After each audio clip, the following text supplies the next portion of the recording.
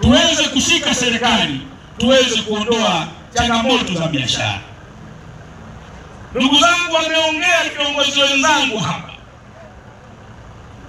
kwamba kanda ya Ziwa tokea tuingie Serengeti mji wa Mugumu mpaka tunatoka tunafika Kwimba, tumepita wilaya ya Tarime, tumepita Loria, tumepita Bunda, tumeingia Busega, tumeingia Bariadi, tumeingia Maswa na leo tuko Kwimba. Ndugu zangu, kila tulipoenda wana matatizo ya maji, wana matatizo ya huduma za afya, wana matatizo ya barabara, wana matatizo ya elimu. Jana tuko Maswa katika kata ya Binza, vyoo ni vya kukaa vya maji. Shule kata ya Binza haina maji.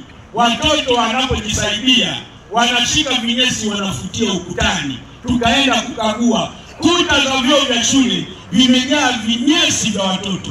Binza hapo, kutoka mjini mpaka Binza kilomita 5.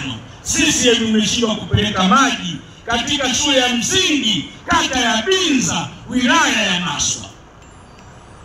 Miaka 64 ya uhuru, kilomita 5 kutoka mjini shule inakosa maji, watoto wanajisaidia bila maji kata ya Binza wilaya ya Maswa.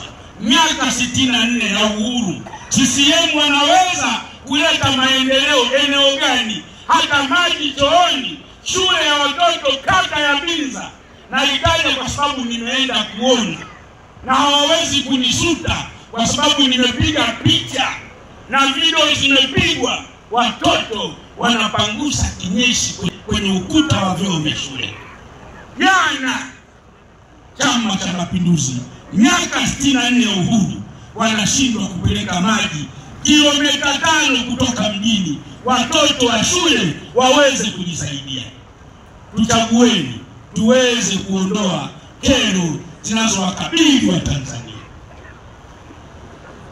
Ndugu zangu, tunajua wakina mama ni wafanyabiashara, lakini wana changamoto kubwa ambazo zinawakabili, changamoto za mitaji.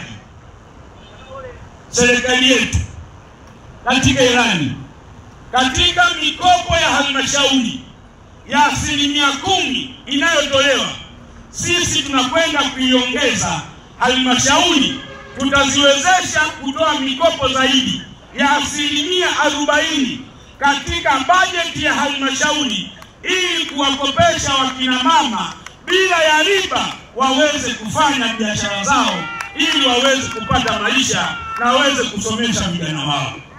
Kwa hiyo wakina mama na vijana, serikali ya NLD imetenga 40% katika fedha za halmashauri kwa ajili ya kuwapa mikopo isiyokuwa na riba, muweze kuendesha biashara na muweze kulea watoto, muweze kuwasomesha watoto, taifa lisonge mbele. Kwa hiyo tumekuja na suluhisho la Watanzania. Lakini mwisho, naomba niongee kwa msisitizo. Nimesikia waliozungumza wenzangu kwamba mna tatizo la biashara za mazao yenu.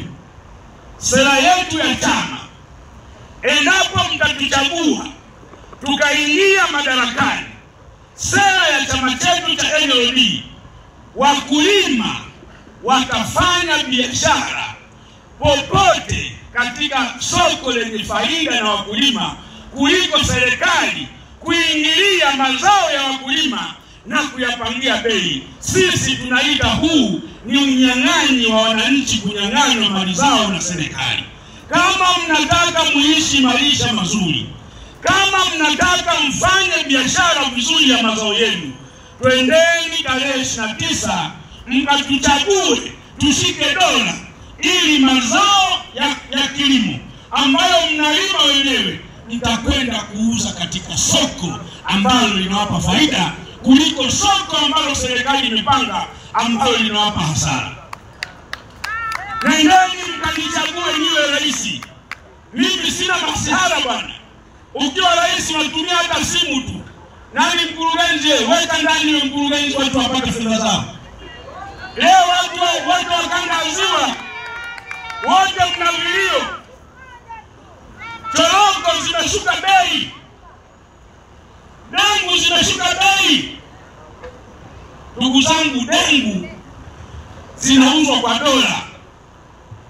Ni chakula pekee ambacho kinaongoza nchi za Skandinavia